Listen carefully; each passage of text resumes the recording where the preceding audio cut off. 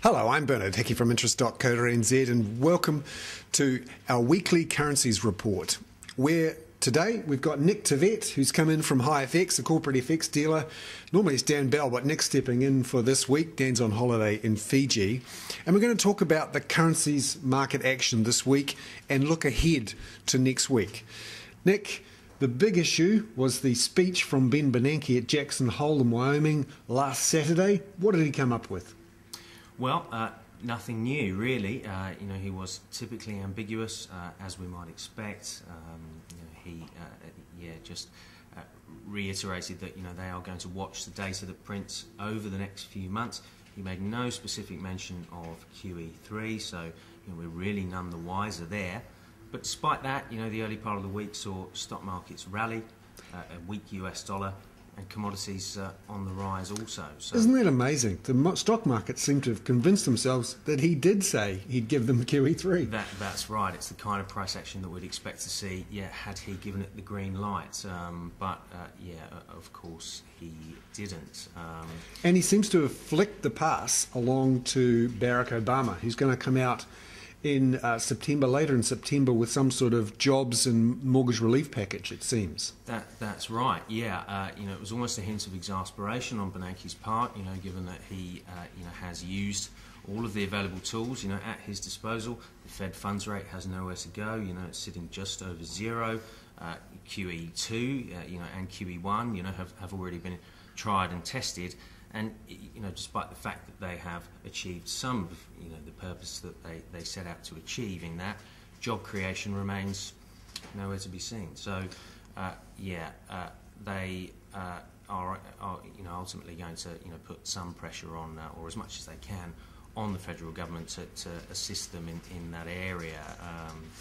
And the other thing to come out of Jackson Hole was the speech from Christine Lagarde from the IMF, saying that the European banks needed to be recapitalised.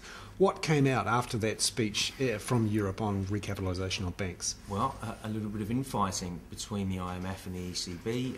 The IMF suggests that European banks need up to 200 billion euros of new capital.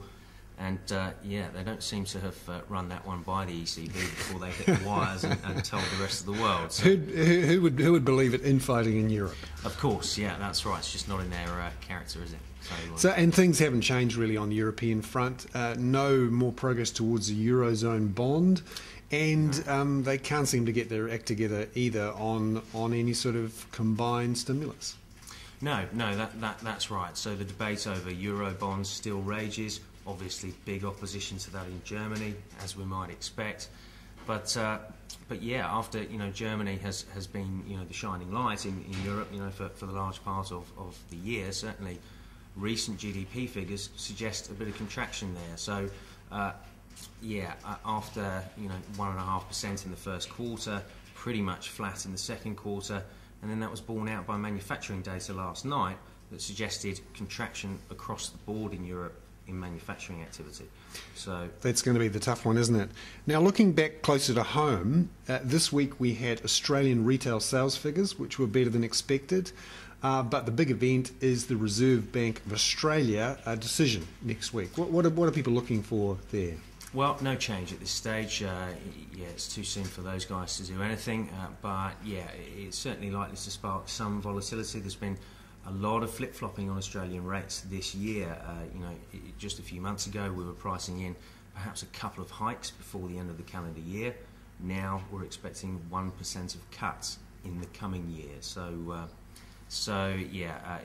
Despite retail sales yesterday coming in reasonably strong, it's certainly trending towards weakness in that sector, and essentially only masked by the mining boom, which continues, as borne out by yesterday's capex figure, which was pretty elevated.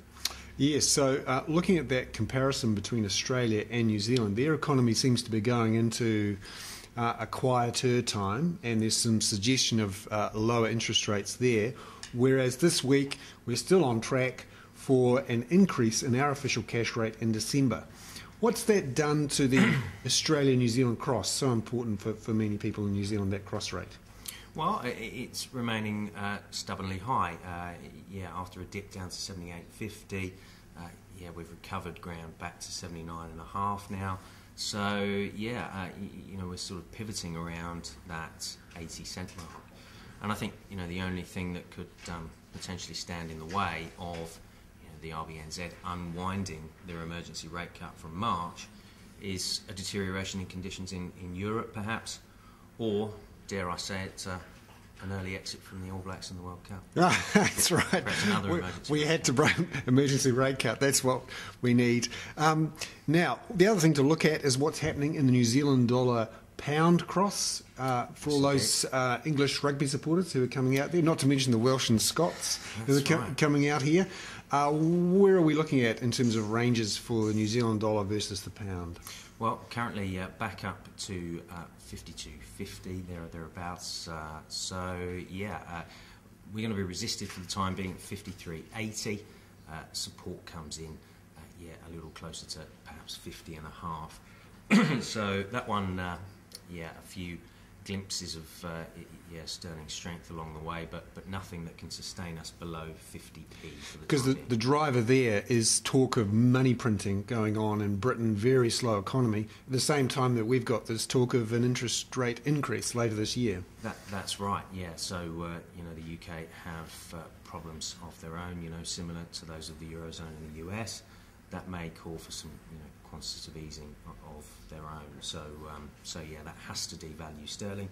And if we get a 50 basis point rate hike from the RBNZ, then that certainly paves the way for Kiwi sterling to perhaps ultimately take out the highs at 53.80 and perhaps race higher. So no light at the end of the tunnel for rugby fans at the minute. No, well, they'll be printing money in Britain once they've lost the World Cup as well.